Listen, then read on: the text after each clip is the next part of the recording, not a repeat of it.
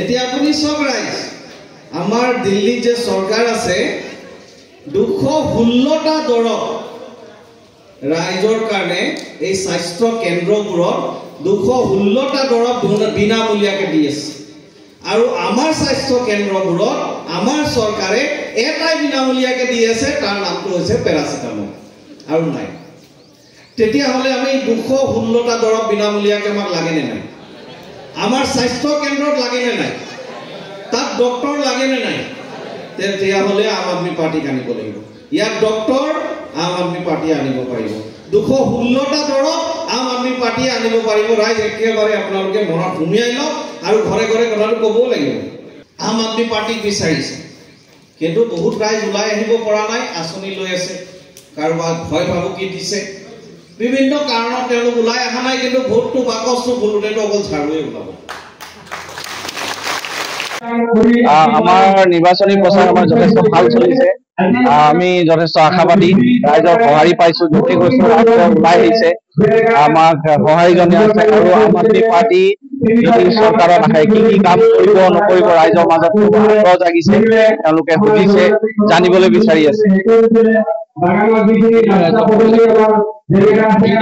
যথেষ্ট ভাল সঁহাৰি লাভ কৰিছো ৰাইজে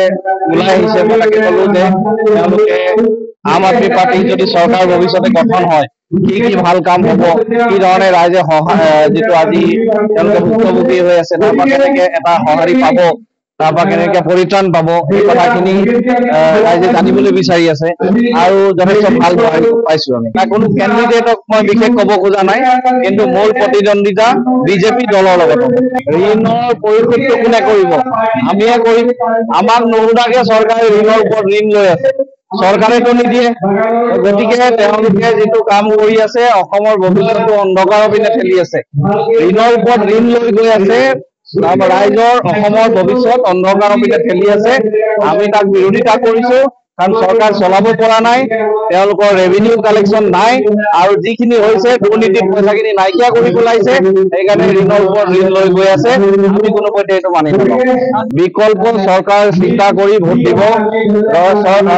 ৰাইজে উন্নয়নৰ কথা চিন্তা কৰি দিব ৰাইজে বিচাৰিছে এইবাৰ হস্পিটাল বনাওক ৰাইজে বিচাৰিছে এইবাৰ স্কুল বনাওক ৰাইজে বিচাৰিছে দুৰ্নীতি নাইকিয়া হওক ৰাইজে বিচাৰিছে ৰাস্তা পদূলি বনাওক সেইকাৰণে আম আদমি পাৰ্টিক ভোট দিব প্ৰথম ডাঙৰ সমস্যাটো হৈছে যে আমি দুৰ্নীতিটো নাইকিয়া কৰিম যিটো পঞ্চায়তৰ পৰা লৈ মিউনিচিপালিটিৰ পৰা লৈ যিটো দুৰ্নীতি চলি আছে প্ৰথম আমি দুৰ্নীতিটো নাইকিয়া কৰিম আৰু তাৰপিছত